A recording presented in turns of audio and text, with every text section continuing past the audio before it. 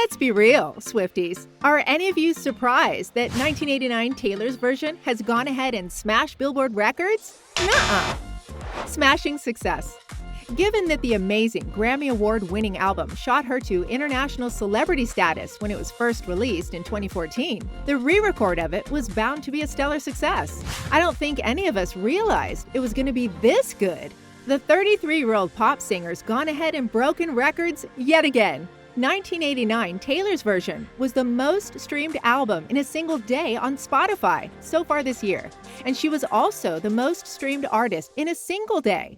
Oh, and when Taylor released Midnights last year, she already had that first record in the bag, but she ended up breaking her own record with the October 27 release. With over 5 million streams, the album's vault track, Slut, stormed to the top of the US charts following its release, while Style became the #1 single worldwide. In fact, all 21 songs from 1989 Taylor's version were in the top spots on Spotify's daily US Top 50 ranking. That's not all, though. She might break another record if the numbers continue to rise as they are. Taylor's re-record of Speak Now, which was released a few months ago, had the best first week of any album in 2023. And this one's next in line to take that spot too. Swifties had an idea about the potential of this album. As the mother said in the album's prologue herself, before its initial 2014 release, she made the decision to totally reinvent herself. And boy, are we glad there's so much more. Newly recorded versions of all 13 original songs are included in the re-recorded version,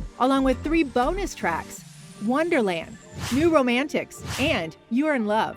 What's more exciting are the 5 picks from the vault, never-before-heard songs like Is It Over Now, Now That We Don't Talk, Say Don't Go, Suburban Legends, and Slut.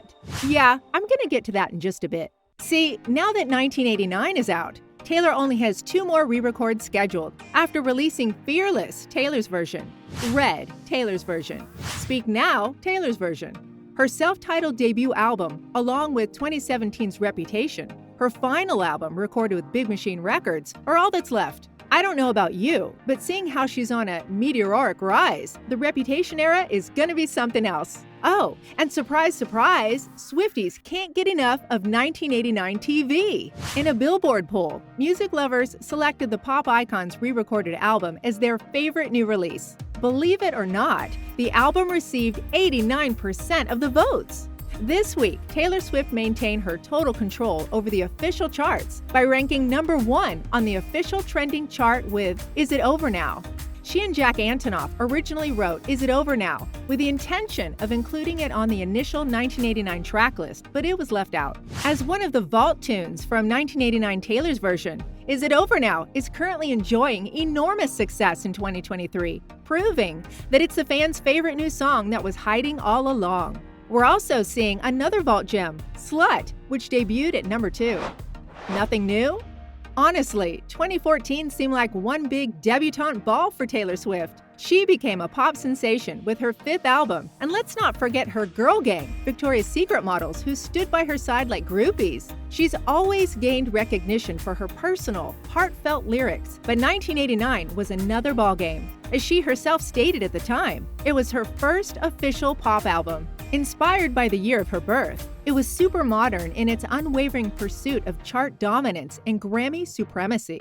Well, the mastermind's plan worked. Check this out. The album spent its whole first year of release in the top 10 of the Billboard 200 and produced 5 Hot 100 top 10s, including 3 #1s. It was the best-selling album of 2015, second only to Adele, and it cemented a perception of Swift that she still can't shake off. But wait, can we talk about the vault tracks on this album? When Slut was announced, many people assumed it would be a response to misogyny, much like Blank Space, which was a commentary on her treatment in the tabloids. It's actually something else, though. She speaks about attempting to keep a romance under wraps out of fear of becoming gossip column fodder. Also, her writing on Suburban Legends is characteristic of her more recent records, such as Folklore and Midnights. And Now That We Don't Talk sounds like the scorned version of The Story of Us and had us all reminiscing about Haylor days. But the greatest new track on the album has to be Say Don't Go, which to me sounds like a sister track of You're Losing Me. It's the only vault track co-written by industry veteran Diane Warren, who wrote a number of huge songs in the 1980s and 1990s. By the way, thanks to the success of her re-recorded albums, Taylor Swift is now officially a billionaire. Want to know more about that? Check out our video about Taylor Swift and the $6 billion Eras Tour. Making waves. In fact, record labels are apparently taking drastic new steps to stop other musicians from following in her steps. As we all know, Taylor was at the center of a dispute regarding her master recordings back in 2019 after Big Machine Records, her first record label, was acquired by music manager Scooter Braun.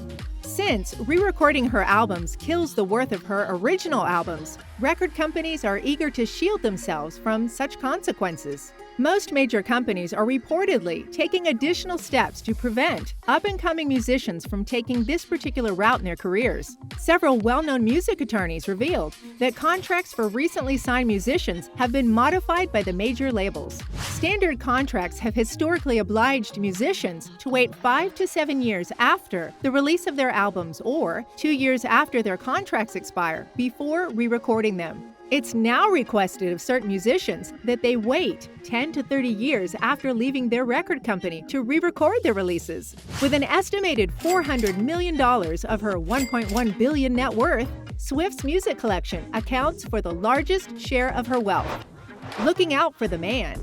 This girl definitely knows her stuff, and now she's taught her beau some tricks too. This week, Travis Kelce took some significant business risks. The United States Patent and Trademark Office records show that the 34-year-old tight end for the Kansas City Chiefs has submitted 5 new trademark applications. Kelce's native state of Ohio filed all the necessary paperwork to grant him permission to use those trademarks on a variety of products, such as jerseys, bobbleheads, pins, and more. What are those trademarks, you ask? There's Travis Kelce, Flight 87, All Right Nah, Killa Trav, and Kelce's Crunch. All Right Nah is Kelce's trademark catchphrase, and Flight 87 pays homage to his number 87 jersey. Oh, and Kelce goes by Killa Trav on Instagram. For Kelce, whose star power has increased dramatically since he started dating Taylor Swift, the trademarks are a wise business decision. I can only imagine who's behind it. After all, sales of Kelce's jerseys increased by 400% after Taylor was first seen supporting her new man's team. Midas touch? Nuh-uh. We call it Swift touch. Let me know in the comments below what your thoughts are on 1989 Taylor's version. And make sure to subscribe for more Taylor news.